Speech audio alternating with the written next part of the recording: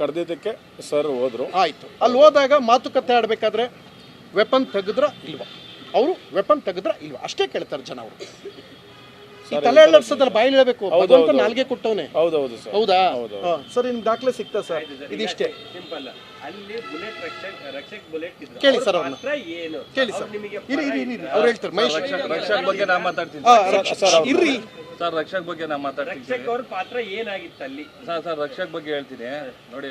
ಅವ್ನು ಬಂದಿರೋದು ನಿಜ, ನಾನು ಅವ್ರ ಜೊತೆಗೆ ಬಂದಿದ್ದು. ನಾನು ಬಂದಿರೋದೇ ರಕ್ಷಕ್ ಪರವಾಗಿ ಅಂತ ಕಳಿ. ನಾನು ಇರೋದು ರಕ್ಷಕ್ ಜೊತೆಗೆ ಇರೋದು, ಅವ್ರ ಜೊತೆಗೆ ಯಾವಾಗೂ ಇದ್ದೇ ಇರ್ತೀನಿ.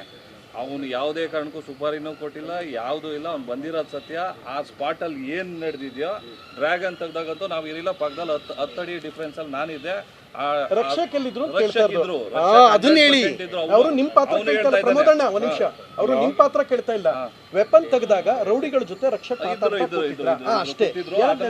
ಅದನ್ನ ಅವ್ರು ಒಪ್ಕೊಳಕ್ಕೂ ರೆಡಿ ಇದ್ದಾರೆ. ಅವ್ನು ಇನ್ನು 22 ವರ್ಷ 23 ವರ್ಷದ ಹುಡುಗ. ಅವನು ಭಯ ಬಿತ್ತನಾಗವನೆ.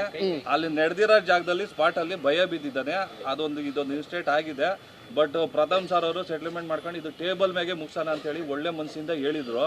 ರಕ್ಷಕ್ ಅವ್ರು ಮಾಡಿದ್ರು, ಅಣ್ಣ ತಮ್ಮಂದ್ರ ತರ ಇದ್ರು. ಯಾವುದೇ ವೈಯಕ್ತಿಕವಾಗಿ ಇವ್ರಕ ಗಲಾಟೆಗಳಿಲ್ಲ, ರಕ್ಷಕಕ್ಕಾಗ್ಲಿ ಇವ್ರಿಗಾಗ್ಲಿ ಯಾವುದೇ ತರವಾಗಿ ಇಲ್ಲ. ಇವತ್ತು ಅಣ್ಣ ತಮ್ಮಂದ್ರ ತರನೇ ಮಾತಾಡ್ತಾವ್ರೆ. ಸುಪಾರಿ ಕೊಟ್ಟಿರೋದು ಅವೆಲ್ಲ ಸುಳ್ಳು. 2 ಅವರ್ಗೆ ಮುಂಚೆ ಬಂದಿದ್ದು ನಿಜ, ಕುತ್ಕೊಂಡಿದ್ದು ನಿಜ, ಮಾತಾಡಿದ್ದು ನಿಜ. ಅವ್ನು ಇರೋದೇ ಆ ತರ ವ್ಯಕ್ತಿ. ಇಲ್ಲಿ ಆಯ್ತು, ಇಲ್ಲಿಗೆ ನಿಲ್ಲಿಸಿ. ಲಾಸ್ಟ್ ಸರ್, ಈಗ ಕಂಪ್ಲೇಂಟ್ ಕೊಡಿ. 15 ನಿಮಿಷದಲ್ಲಿ ನಿಮಗೆ ಅದ್ರ ಕಾಪಿ ಸಿಗುತ್ತೆ ಸರ್. ಒಂದು ರಿಕ್ವೆಸ್ಟ್, ಒಂದು ನಿಮಿಷ. ಘಟನೆ ನಡೆಯುವಾಗ ರಕ್ಷಕ ಇವ್ರ ಪರವಾಗಿ ನಿಂತು ಮಾತಾಡಿ ಇಲ್ಲ, ನಿಂತಿಲ್ಲ. ಆ ಘಟನೆ ರಕ್ಷಕ ಅವ್ರ ಪಾತ್ರ ಏನಾಗಿತ್ತಲ್ಲಿ? ಎದುರ್ಕೊಬಿಟ್ಟವನಂತ ಹೇಳ್ಕೊಂಡ್ಬಿಟ್ಟಿದ್ದಾನೆ ಸರ್. ಭಯ ಬಿದ್ದಿದ್ದಾನೆ ಸರ್. ಅವನು ಭಯ ಬಿದ್ದು 1 ಅಡಿ 2 ಅಡಿ ಪಕ್ಕಕ್ಕೆ ಹೆಜ್ಜೆ ಇದ್ದ ಸರ್. ಅಂದ್ರೆ ಇದನ್ನ ನೋಡ್ದ ಅವನು ಯಾರು ವೆಪನ್ ತೆಗೆದಿದ್ದಲ್ವಾ ಸರ್? ಈಗ ಅವನೇ ಸ್ಟೇಟ್ಮೆಂಟ್ ಕೊಡ್ತಾನೆ, ಅವನೇ ಒಪ್ಕೊಂತಾನೆ. ಅರ್ಥ ಆಯ್ತಾ ಸರ್? ಈಗ ಹೇಳಲ್ಲ ಸರ್. ಈಗ ಅರ್ಥ ಆಯ್ತಾ ಸರ್? ಪೊಲೀಸ್ ಅವ್ರು ಬಿಡಲ್ಲ ಸರ್, 100% ಬಿಡಲ್ಲ ಸರ್. ಈಗ ಅರ್ಥ ಆಯ್ತಾ ಸರ್ ನಿಮ್ಗೆಲ್ಲರಿಗೂ? ಸರ್ ನನ್ನ ಹೆಸರು ಪ್ರಮೋದ್ ಅಂತ ಸರ್. ಇಲ್ಲಿಗೆ ಮುಗೀತು. ಲಾಸ್ಟ್ ಒಂದು ಮಾತು ಹೇಳ್ತೀನಿ ಸರ್.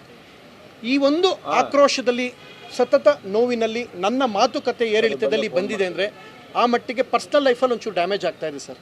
ಸರ್ ನಿಮಗೆ ಇದು ಹೇಳ್ತಾರೆ ಸರ್, ನಿಮಗೆ ನಮ್ಮ ಪರ್ಸ್ನಲ್ ಲೈಫಲ್ಲಿ ಒಂಚೂರು ಡ್ಯಾಮೇಜ್ ಸರ್. ರಿಕ್ವೆಸ್ಟು ಸರ್, ಒಂಚೂರು ಡ್ಯಾಮೇಜ್ ಆಗೋ ಮಟ್ಟಿಗೆ ತುಂಬ ಥ್ರೆಟ್ನಿಂಗ್ ಆಗ್ತಾಯಿದೆ ಸರ್.